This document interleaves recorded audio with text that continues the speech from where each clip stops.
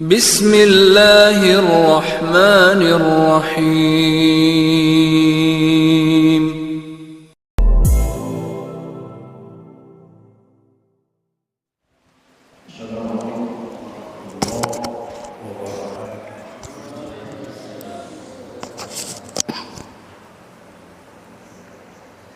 Alhamdulillahirabbil alamin. Wassalatu wassalamu ala asyrafil anbiya'i wal mursalin.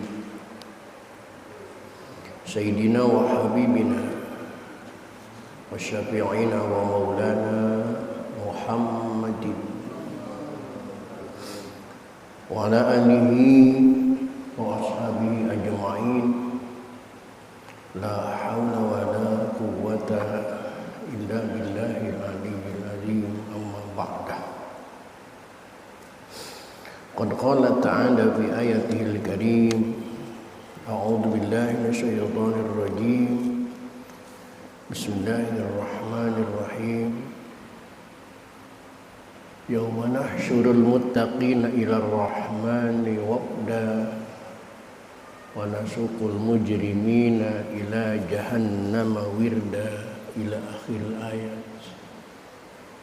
Shadaqallahul azim wa sadaqa rasuluhun nabiyul habibul karim wa nahnu ala dzalika minasy syahidin wasyakirin walhamdulillahi rabbil alamin. Ma'asyiral muslimin, segenap pengurus dan jamaah Masjid Jami Nuruddin, bil khusus yang hadir ta'lim pada malam ini yang saya hormati dan yang saya muliakan. Semoga dengan bertaklim kehidupan kita mendapat kemuliaan dari Allah Subhanahu wa taala. Amin.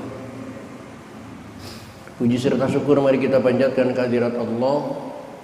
Salawat serta salam mari kita terus sanjungkan kehadiran Rasulullah Muhammad sallallahu alaihi wasallam. Hadirin rahimakumullah. Talim kita pada malam ini melanjutkan bahasan kurbannya. Kemarin sampai di halaman berapa? 131. Berarti kalau 31 malam ini wala tasihu tadhiyatu ya. Coba dicek. 131 baris keempat dari atas. Wala tasihu tadhiyatu. Begitu. Baik.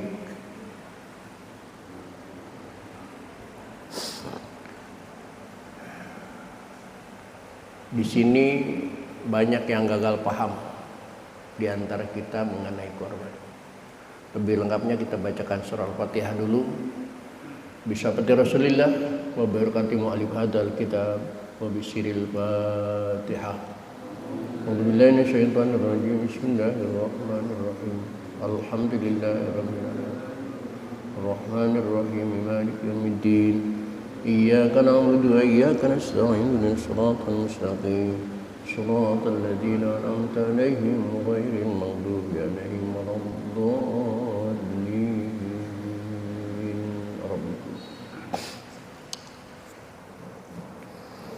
Bismillahirrahmanirrahim.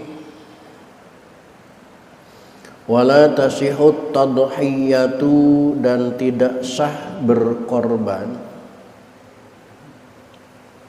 illa bil an'am, kecuali dengan hewan ternak.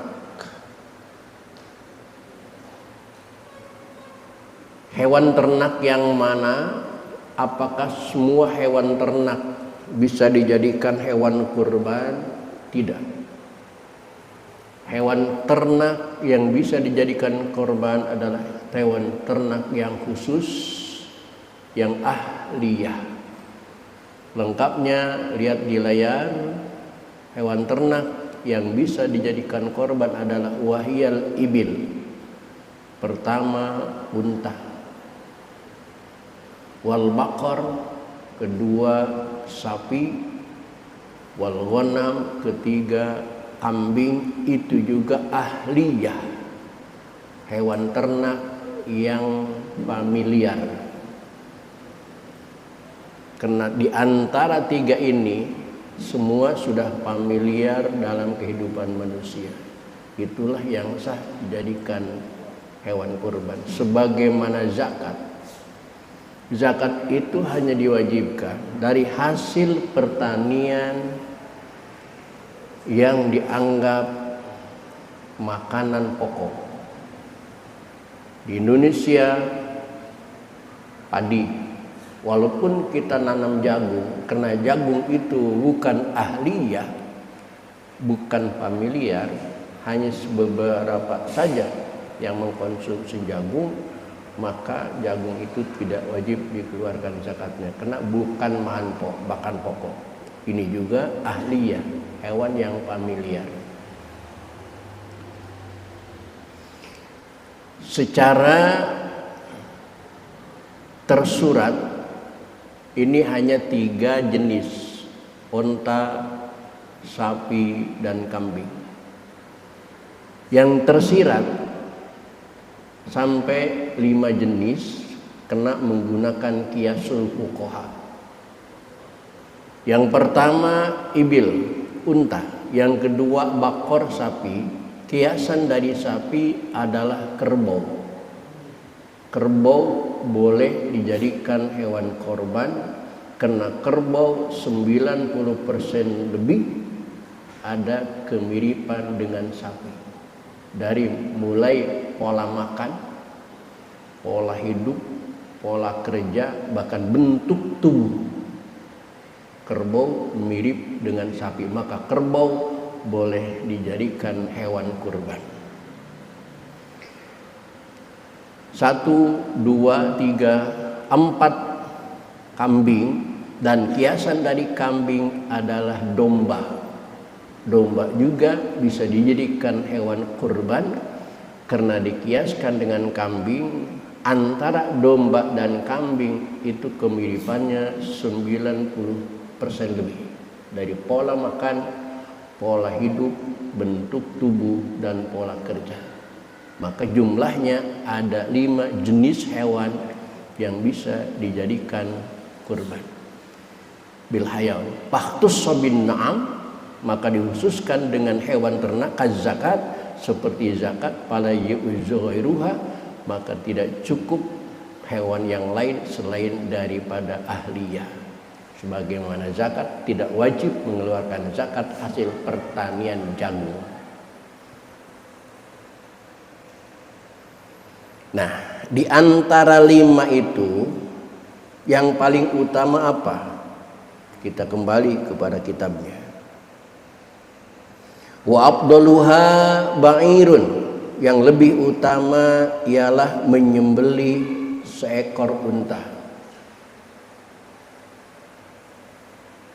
Unta, kurbannya unta. Yang kedua summa baqaratun, kemudian sapi.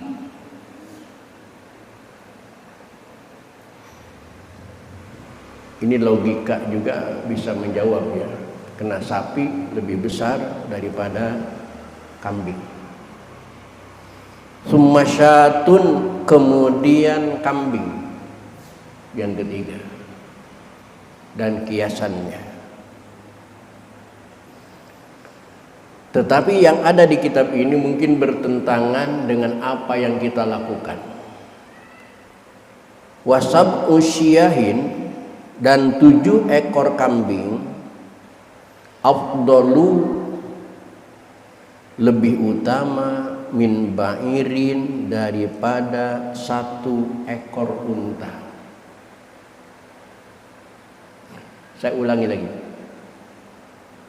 Berkorban dengan 7 ekor kambing itu lebih utama daripada berkorban dengan seekor unta. Kambing lebih utama daripada unta.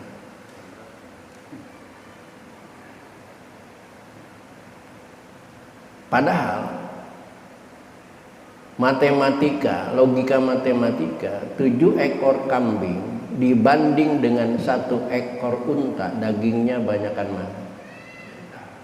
Banyakan unta. Tapi kenapa 7 ekor kambing lebih utama daripada 1 ekor unta? Kenapa?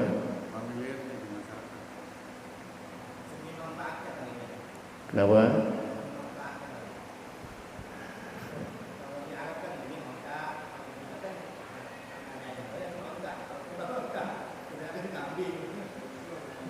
Nah,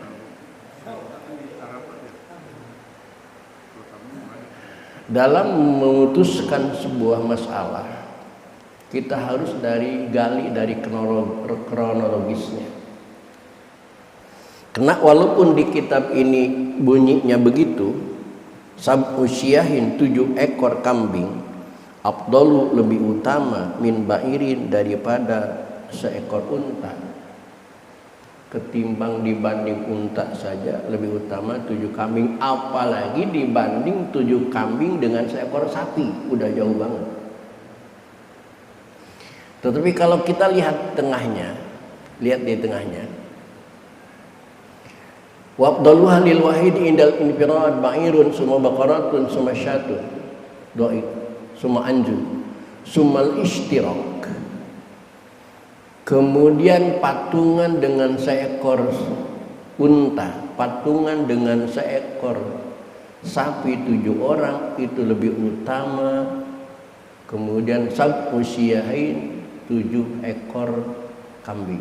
Kalau di tengahnya, di sarahnya ternyata seekor sapi dipatung oleh 7 orang itu lebih utama daripada 7 ekor kambing untuk 7 orang.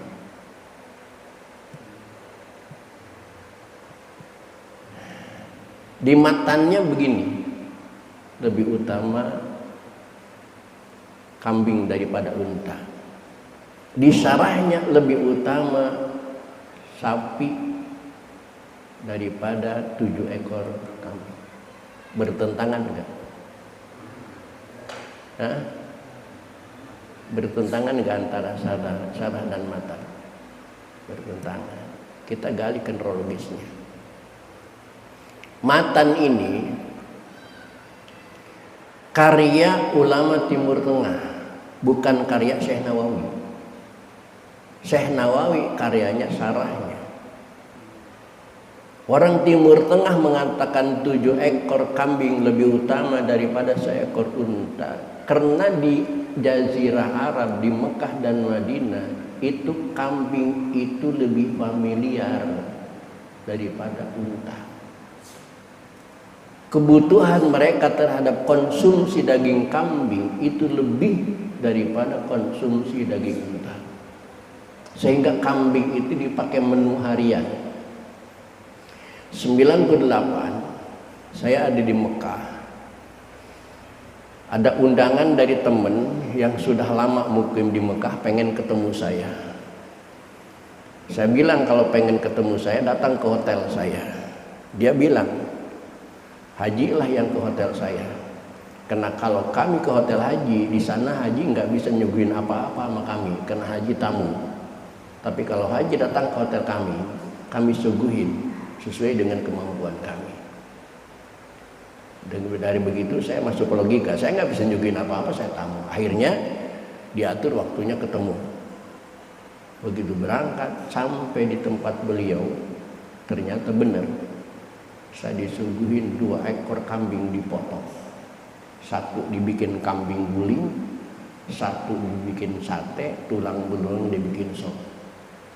Jadi di Mekah itu motong kambing itu bukan hal yang aneh. Kalau Indonesia mungkin di Muara Baru kedatangan teman dari kampung itu bakar ikan kali. Itu udah biasa bakar, dia kan semaunya. Oh kapan? Di Mekah itu bakar kambing itu seperti di Muara Baru bakar ikan. Jadi udah nggak aneh lagi. Nah, karena kebutuhan mereka, iklimnya juga, kondisinya juga, situasinya juga, karena Mekah itu panas daerahnya, maka kebutuhan mereka terhadap kambing ini lebih utama daripada unta.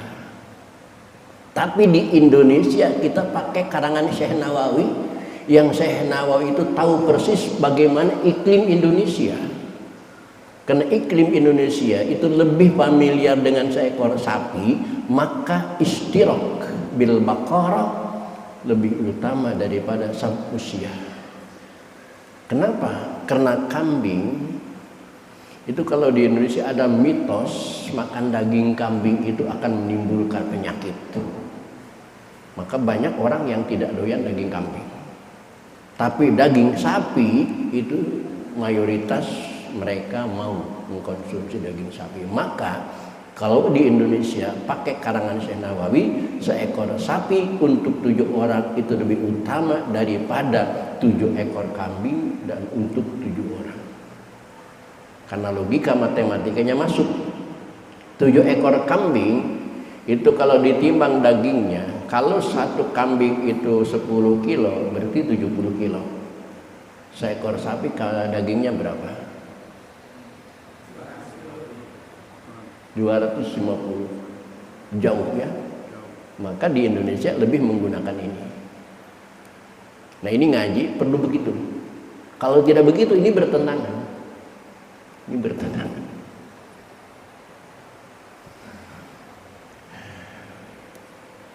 Selanjutnya,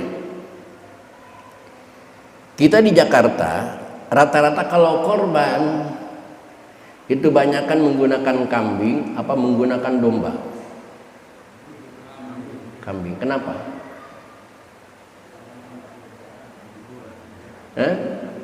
Nggak boleh.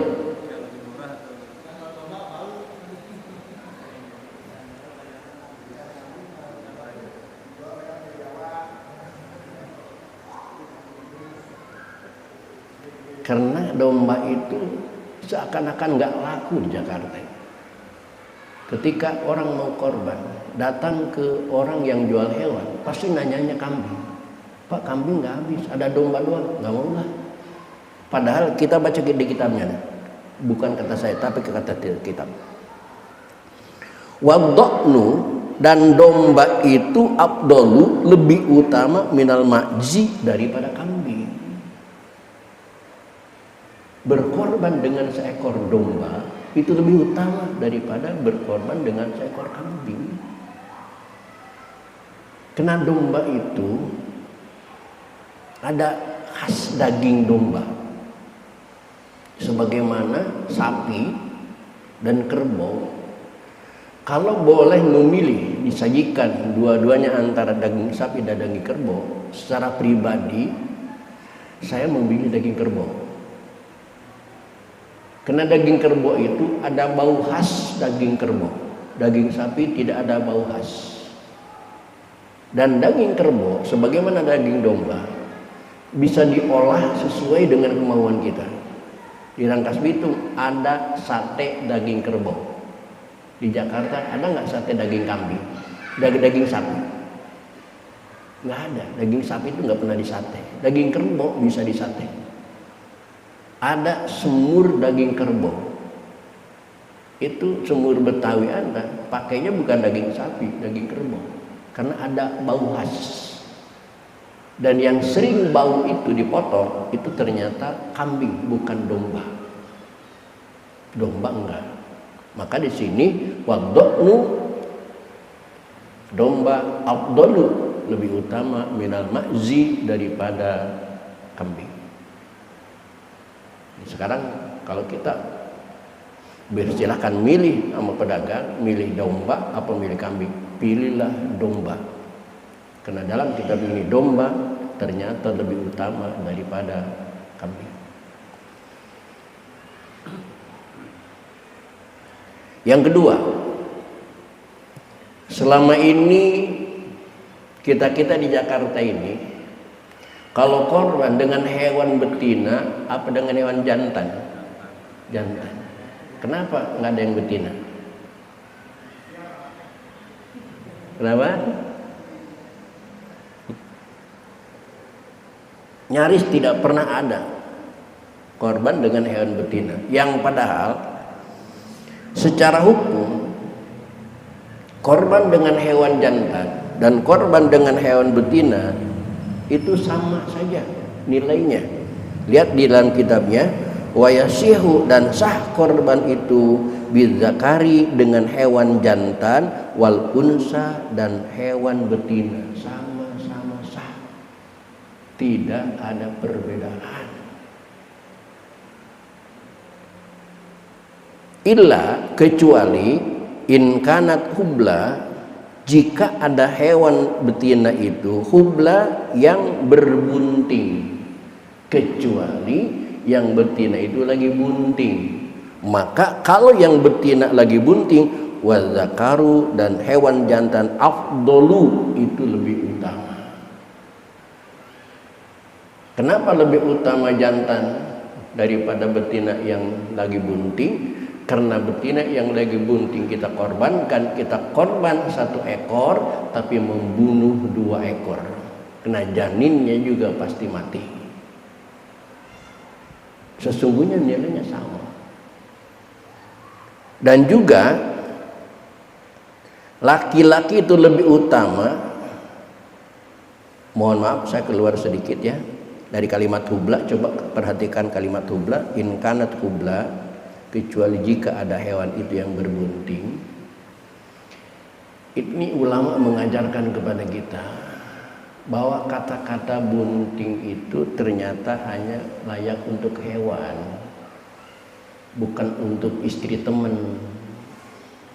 Istri lu udah bunting ya? Jangan.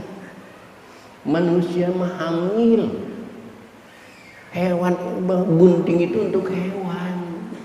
Kadang-kadang kita rancu, istri lu udah bunting lagi ya? Sama, kambing Pak RW juga hamil, mentang-mentang kambingnya punya Pak RW hamil, mentang-mentang istri teman bunting. Kan dalam hidup dan mati juga beda hewan dan manusia. Ketika mati, manusia menjadi mayit, hewan menjadi bangke, beda. Kadang-kadang teman bunting.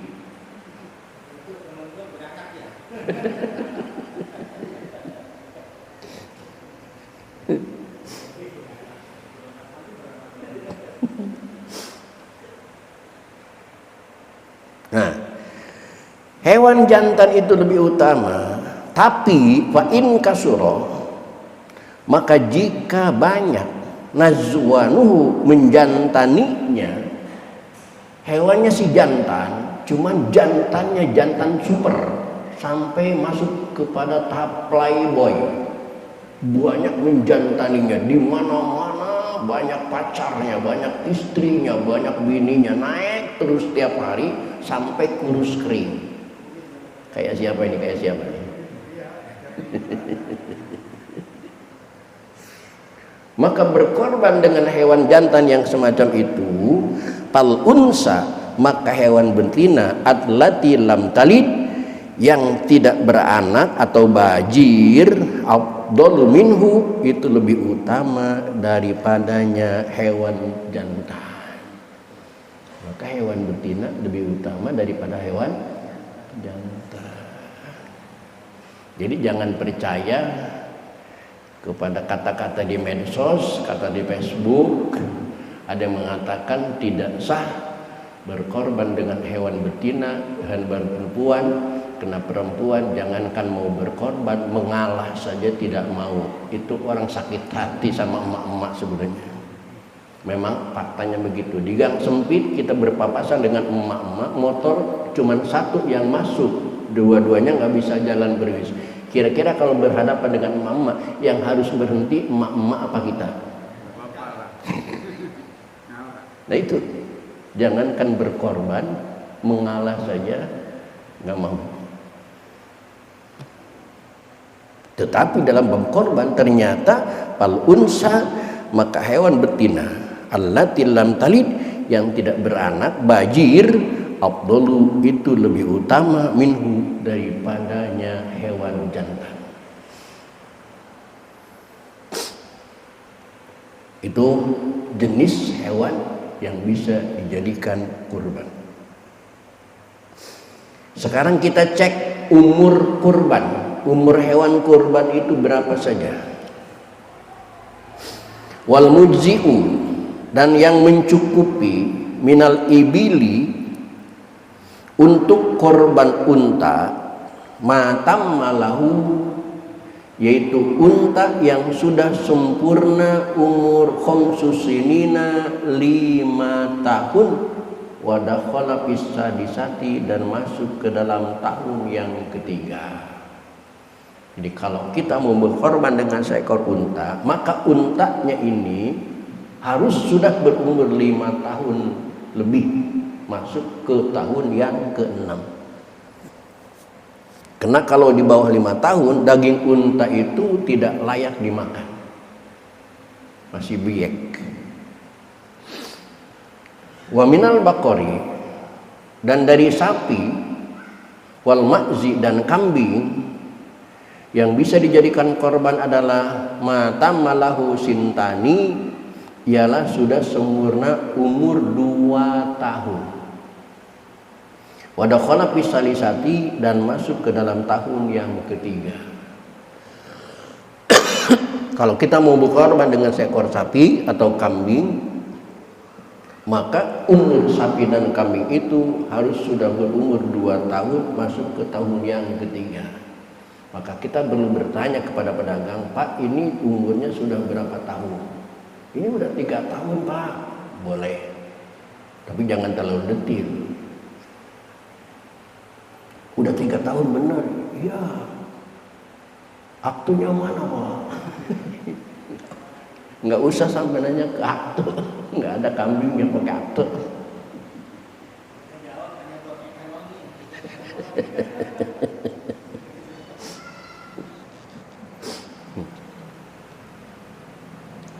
Wa minad dhani, dan dari domba, matam malahu sanatun, ialah yang sempurna umur 1 tahun. Nah, lagi-lagi domba menang. Domba itu cukup hanya 1 tahun. Bahkan masih kurang 1 tahun, au asqata sanayahu, atau sudah gugur ompong gigi depannya, ba'da sittatu asyurin, sesudah 6 bulan, itu sudah layak dijadikan kambing kurban. 7 bulan, nggak sampai setahun, itu sudah layak dijadikan hewan kurban. Beda dengan kambing tadi yang harus 2 tahun lebih. Itu umur hewan kurban.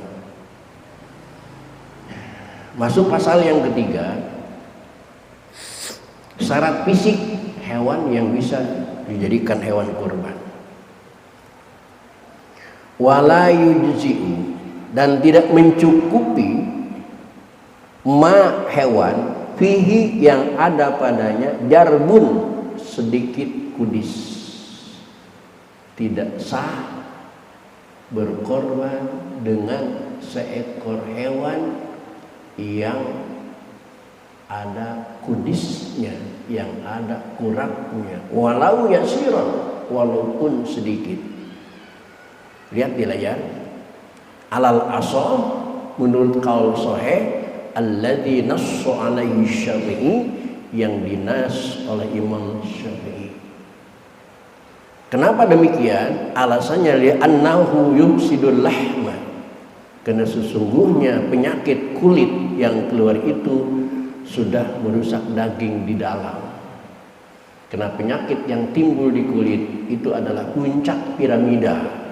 Kelihatan piramida puncaknya kecil, tetapi di bawahnya besar.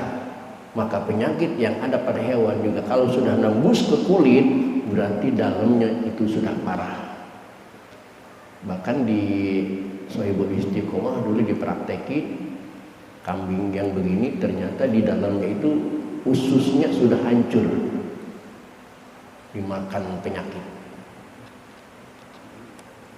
Maka dalam hal ini saya setuju kepada pemerintah untuk mengecek hewan kurban. Kalau yang pemerintah tahu, antraks itu juga tidak boleh. Walau yasiran, walaupun sedikit, ingat. Ini Imam Syafi'i.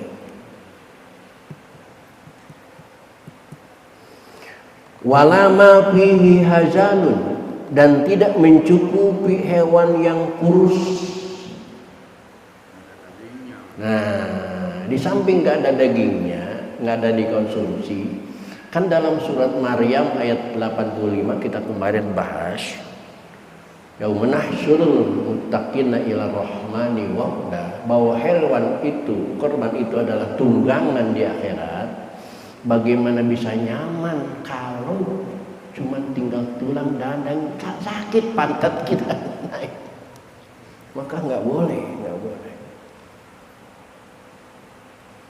Azar, ingat.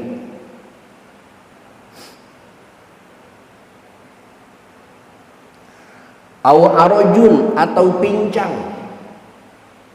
Hewan yang pincang itu tidak boleh dijadikan hewan kurban. Kenapa? Lagi-lagi surat Maryam 85, karena hewan itu adalah tunggangan kita menuju mahkamah agung Allah Subhanahu wa taala. Bagaimana hewan itu bisa ditunggangi kalau kakinya pincang?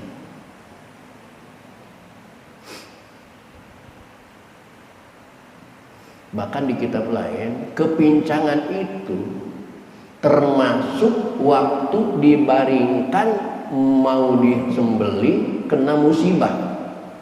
Seekor sapi, karena sapinya ganas mau disembelih, ngamuk, akhirnya salah satu kakinya nyebur masuk ke jepitan gor, kemudian dibaringkan patah. Itu juga sudah tidak sah. Hati-hati panitia. Kalau terjadi semacam itu berarti panitia harus mengganti sapi orang. Hati-hati. Maka perlu diadakan pelatihan untuk menyembelih supaya tidak menyakiti hewan yang disembelih. Karena kita menyembelih hewan itu bukan tujuan untuk menyakiti, tapi memanfaatkan, mengislahkan. Aurun atau picek. Hewan yang picek tidak bisa dijadikan korban. Lagi-lagi kena korban itu tunggangan kita. Kalau kita nunggangi hewan picek, jangan-jangan nanti nyasar bukan ke masar, ke neraka nanti jalannya. Au maradun bayinun atau sakit yang jelas. Hewan itu sudah sakit benar-benar parah sakitnya, itu tidak boleh dijadikan korban. Wala, dan tidak mencukupi hewan infasola yang terpisah minhu daripadanya juz'un makulun, satu juz yang dimakan. Dan tidak sah dijadikan korban hewan yang salah satu anggota badannya sudah hilang, walaupun anggota badan yang tidak penting bagi kita. Lihat di layar, kamaktu atil udun, seperti hewan yang kupingnya dipotong. Waktu saya di kampung ada mitos, kalau kamu mau ngurusin kambing, biar kambing itu panjang umur, katanya kupingnya harus dipotong. Ada mitos begitu. Ketika kita laksanakan mitos itu, berarti hewan itu terpisah juz'un makulun, maka kambing yang dipotong kupingnya itu tidak sah dijadikan korban. Wadikbi, kambing yang dipotong ekornya itu tidak sah dijadikan korban karena sudah kehilangan anggota tubuhnya. Wal ilyati wad darra'i wal kasai yang semua hewan yang sudah hilang sebagian anggota badannya itu tidak sah dijadikan korban. Nah, ini juga ada pengecualian. Lihat di kitabnya, illal khoso, kecuali yang hilang biji pelernya.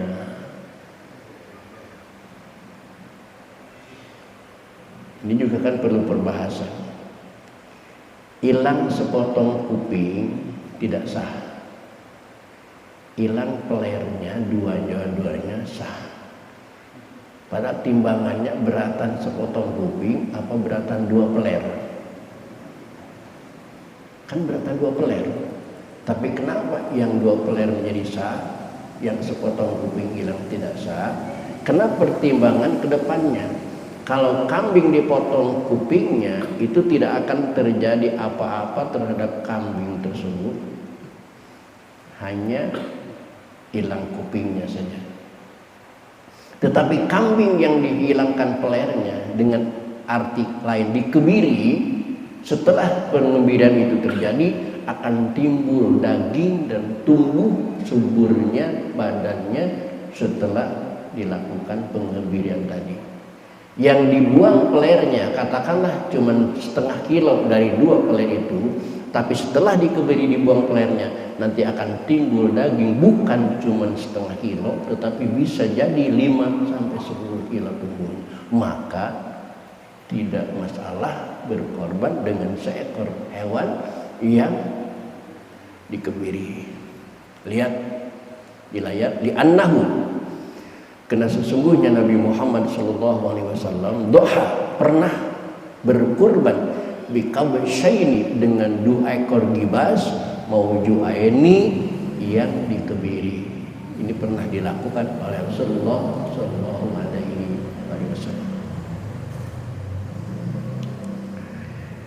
Hadirin kaum muslimin rahimakumullah, itulah 3 pasal pada malam ini. Kedepannya ini yang menjadi persoalan di masyarakat seringkali terjadi. Yang korban boleh nggak memakan daging korban? Lihat sementara, coba lihat sementara. Selanjut satu baris saja dilanjutkan. Wa yahrumul uklu, dan haram memakan minad dhahiyatil wajibati, dari daging korban yang wajib, haram. Lebih jelasnya insyaallah akan lanjutkan pada pertemuan yang akan datang. Mari satu kali lagi pertemuan. Untuk malam ini cukup sampai di sini. Assalamualaikum warahmatullahi wabarakatuh.